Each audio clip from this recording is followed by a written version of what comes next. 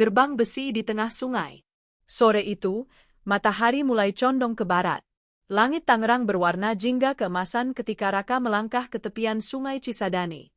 Suara arus air beradu dengan tiang-tiang besi tua yang menjulang gagah, 10 pintu besar dari baja berwarna merah bata. Disinilah tempat itu berdiri, bendungan pintu air 10, bangunan tua yang menjadi ikon kota sekaligus saksi sejarah panjang aliran Cisadane. Raka datang bukan sekadar untuk mengambil gambar.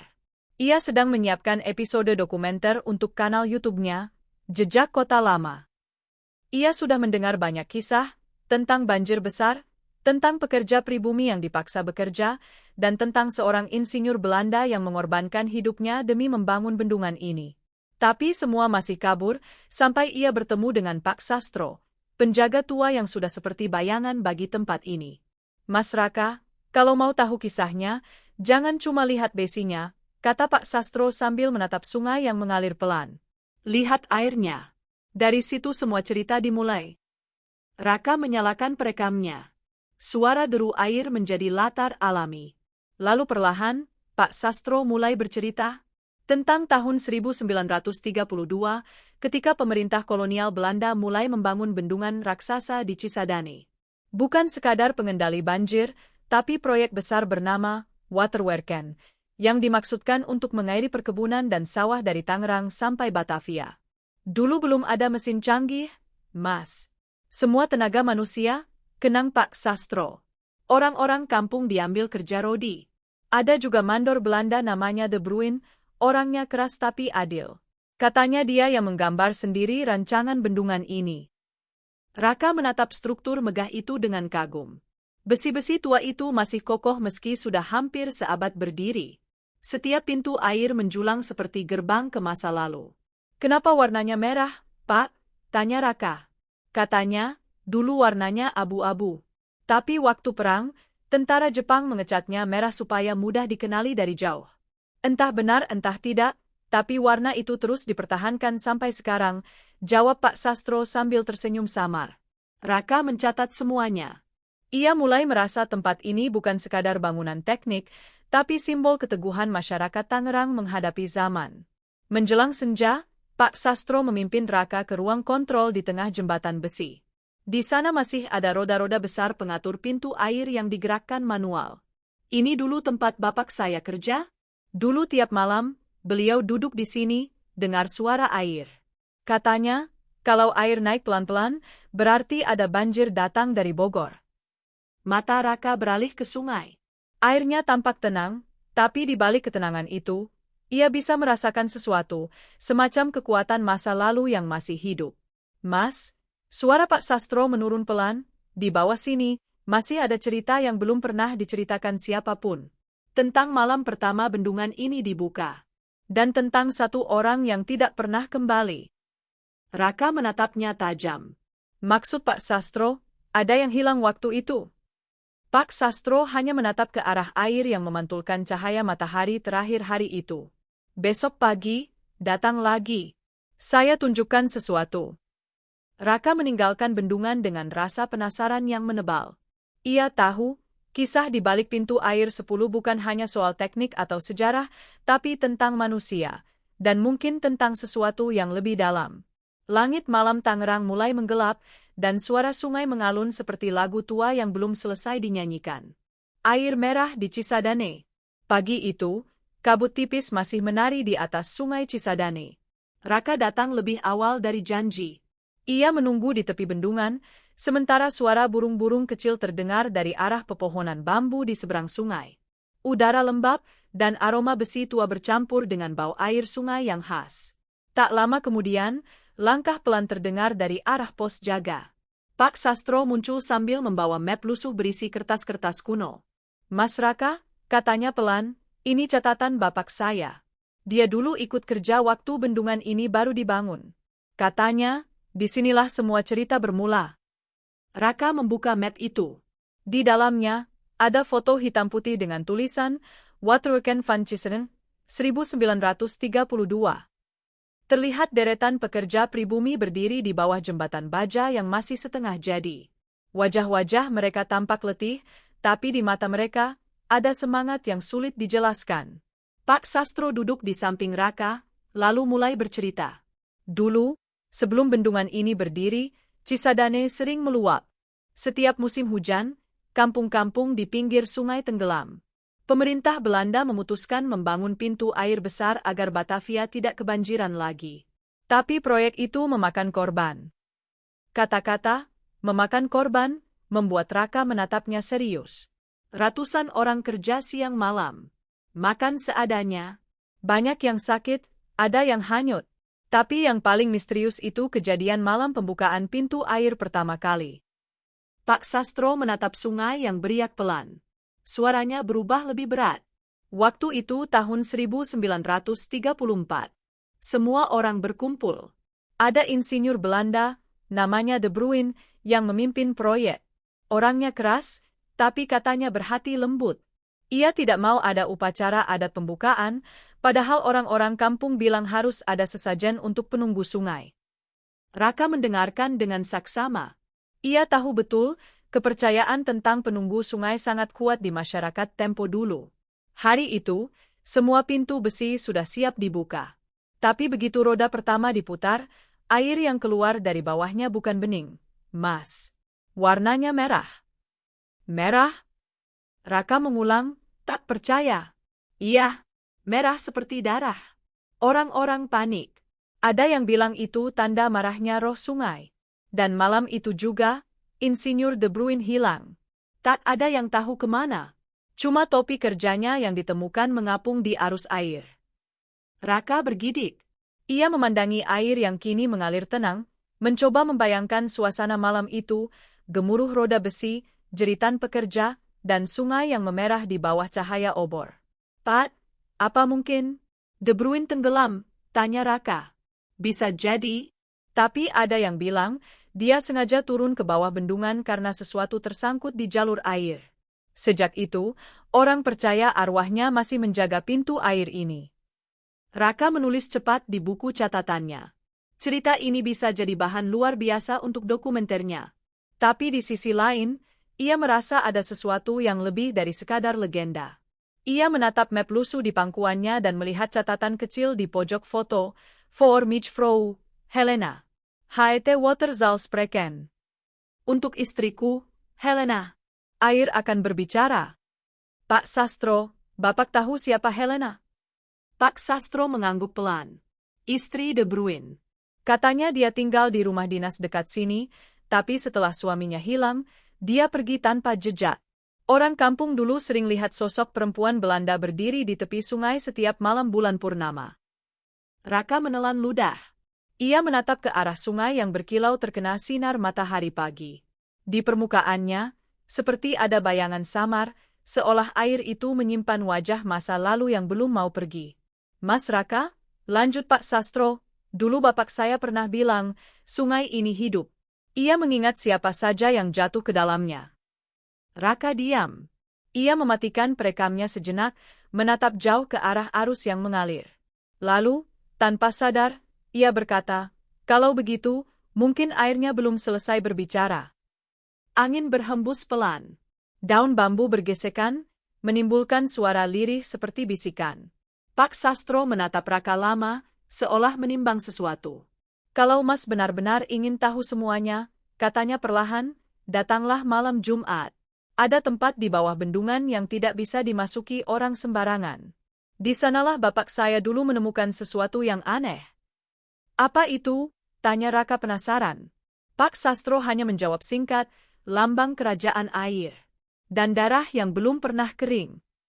Raka tercekat. Ia tahu malam itu akan menentukan apakah kisah ini hanyalah legenda atau kebenaran yang telah lama tenggelam bersama aliran Cisadane. Malam di bawah 10 gerbang. Malam itu, langit Tangerang kelam dan berat. Hujan baru saja reda, menyisakan udara lembab dan kabut tipis yang merayap di atas sungai Cisadane.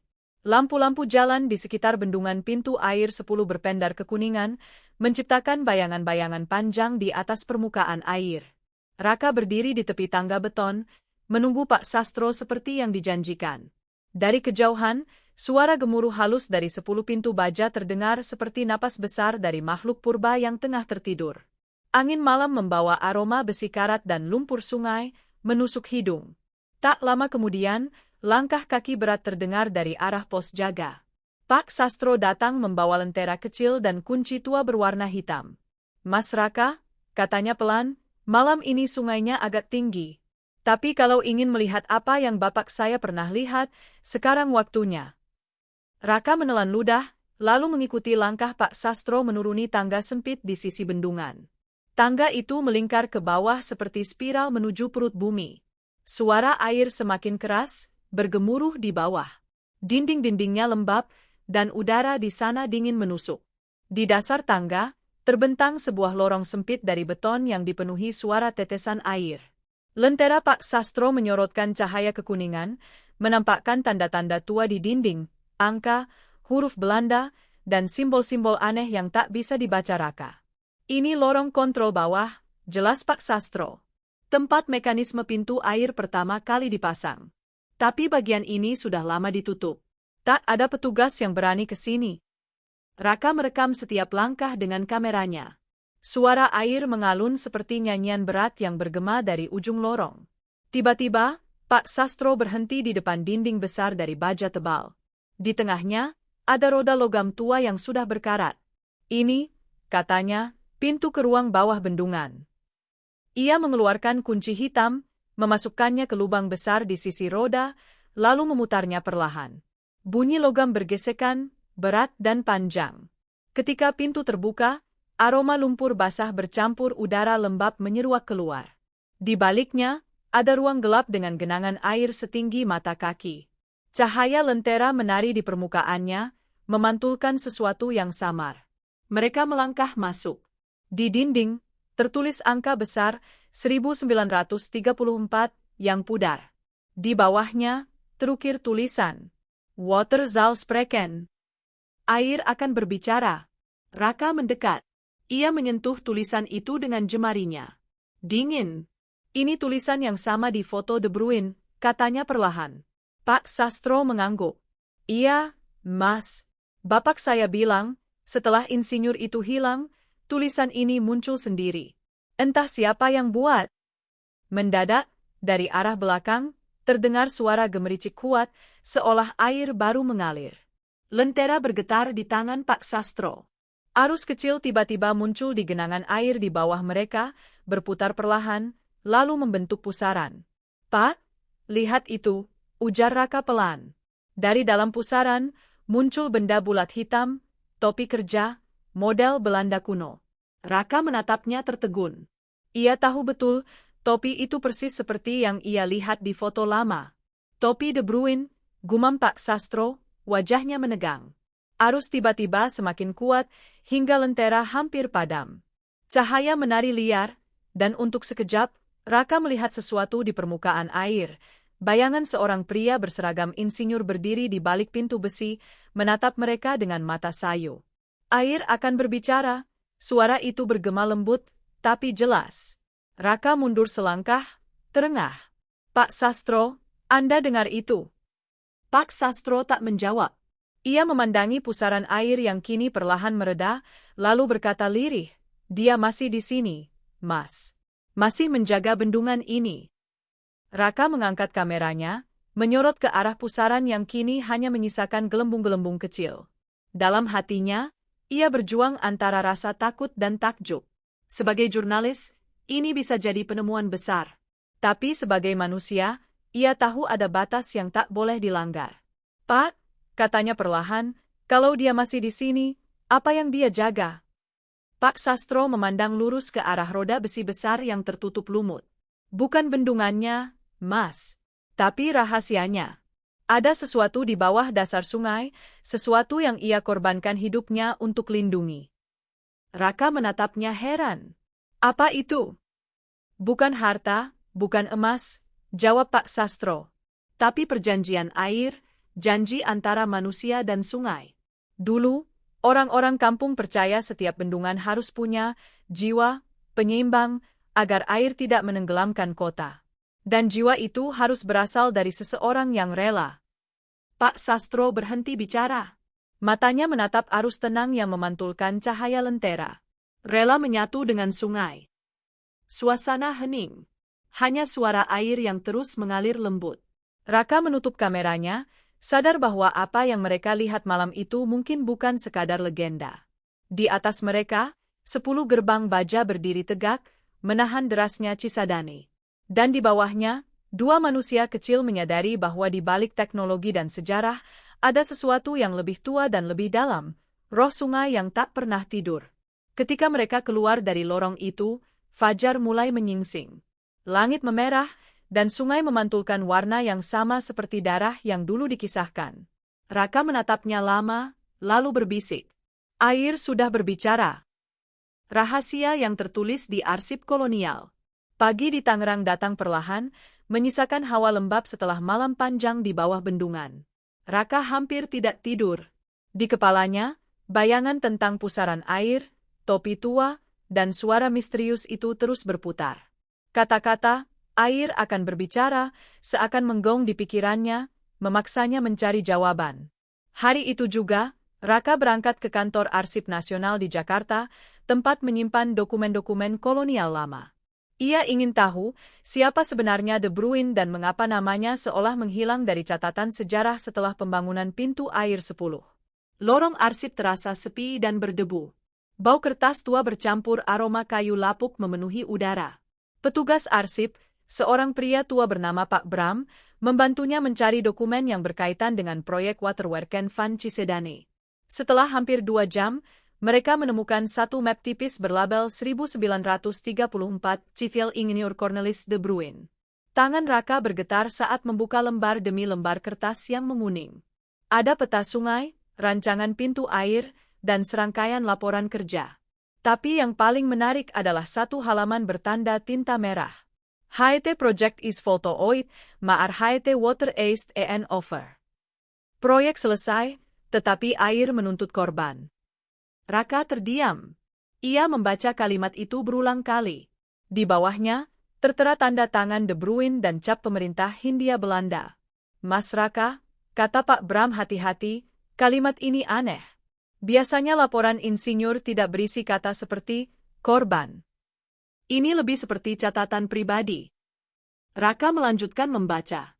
Beberapa lembar kemudian, ia menemukan surat tanpa tanggal, seolah disembunyikan di antara dokumen teknis. Tulisan tangannya miring dan terburu-buru. Air Cisadane menolak kendali. 3 malam berturut-turut, aliran naik meski hujan tak turun. Warga meminta saya mengadakan upacara persembahan, tapi saya menolak. Kini, mereka bilang arwah sungai marah. Bila benar, biarlah saya sendiri yang menenangkannya. Jika aku tak kembali, biarkan air membawa pesanku kepada Helena.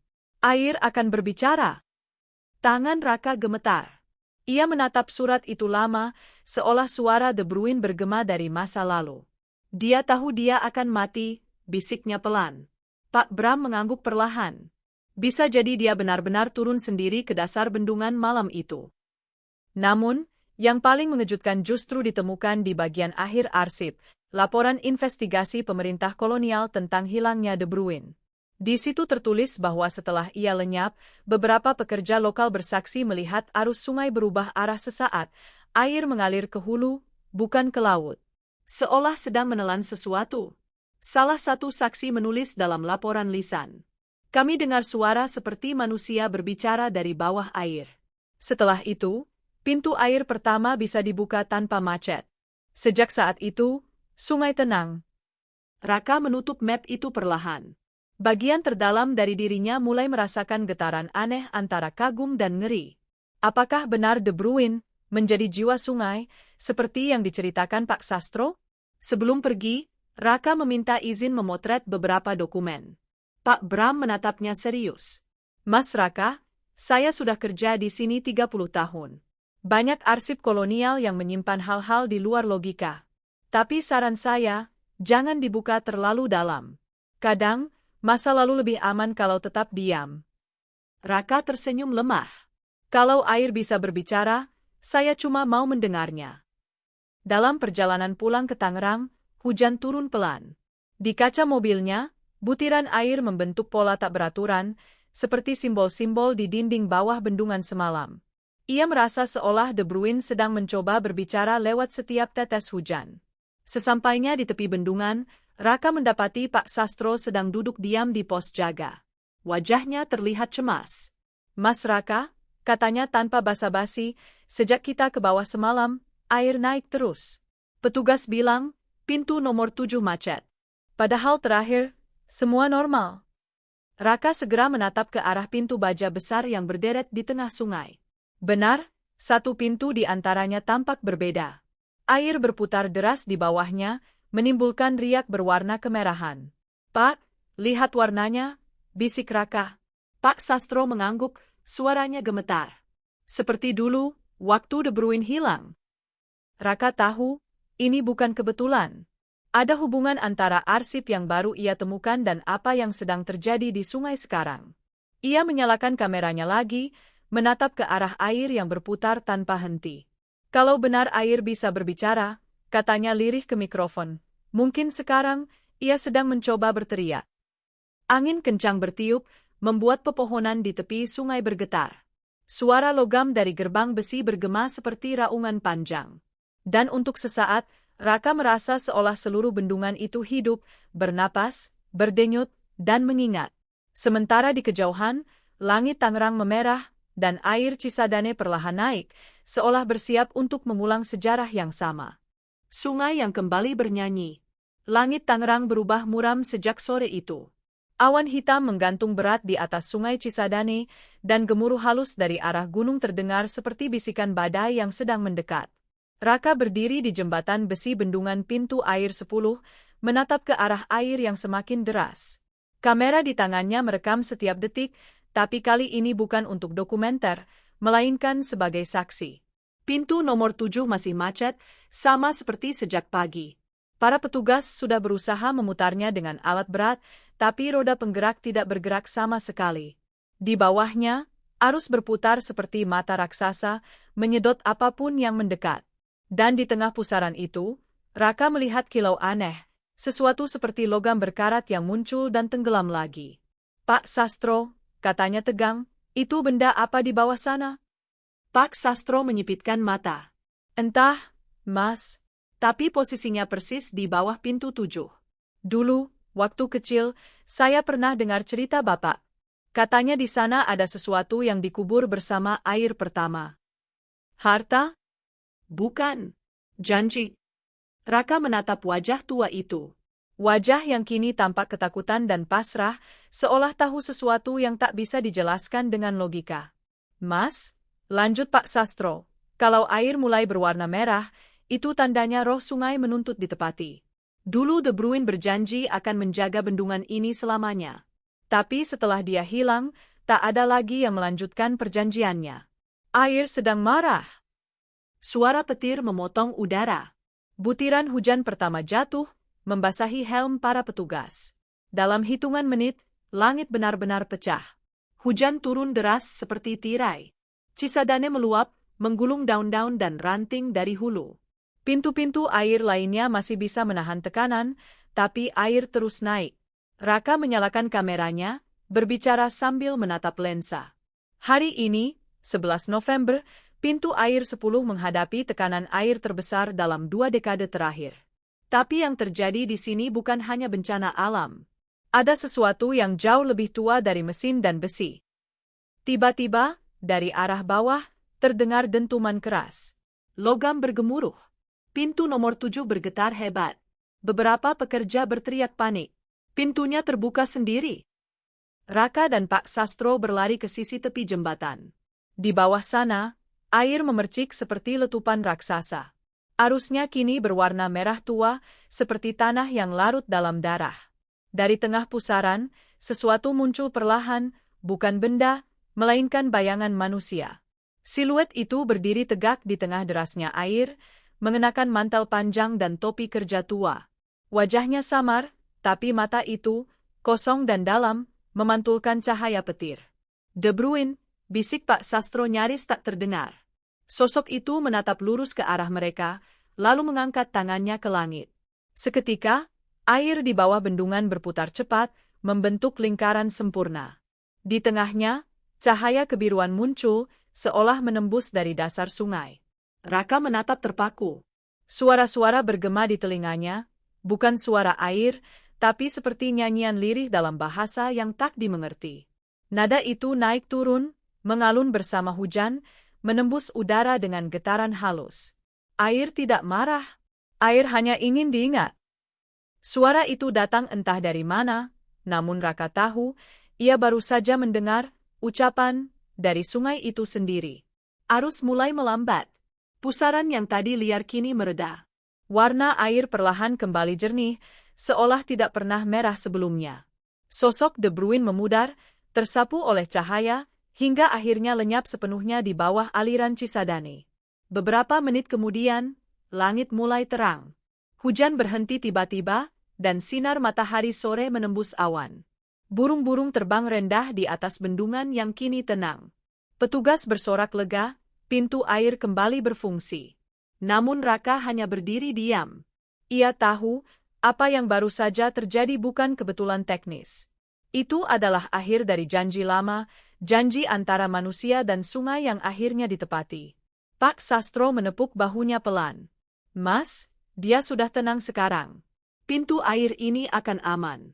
Tapi ingatlah, jangan pernah anggap air cuma benda mati.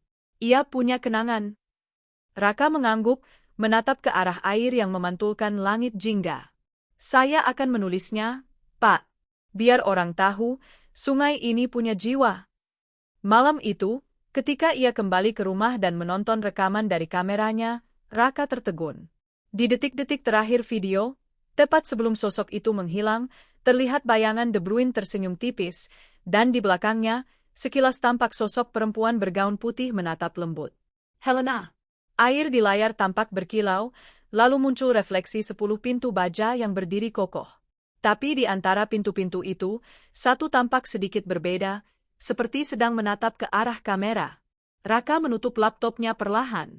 Di luar jendela, hujan turun lagi, pelan, ritmis, seperti lagu lama yang dinyanyikan kembali oleh sungai Cisadane. Ia tahu, sungai itu tidak akan diam lagi. Kini air telah berbicara, dan ia telah mendengarnya. Warisan air dan waktu. Kini, bendungan pintu air 10 tak lagi sekadar bangunan tua di tepi sungai Cisadane. Ia menjadi saksi bisu perjalanan waktu, dari masa kolonial, perang, hingga kota modern Tangerang yang terus tumbuh di sekitarnya. Kisah De Bruin dan janji air mungkin tampak seperti legenda, namun setiap riak di sungai itu masih berbisik tentang pengorbanan, tekad, dan hubungan manusia dengan alam yang tak pernah putus. Raka, sang jurnalis muda, akhirnya memahami satu hal. Sejarah bukan hanya tentang apa yang tertulis, tapi tentang apa yang masih mengalir, di air, di tanah, dan di hati orang-orang yang mengingatnya. Dan selama 10 pintu besi itu berdiri tegak di Cisadane, air akan terus berbicara kepada siapapun yang mau mendengarnya.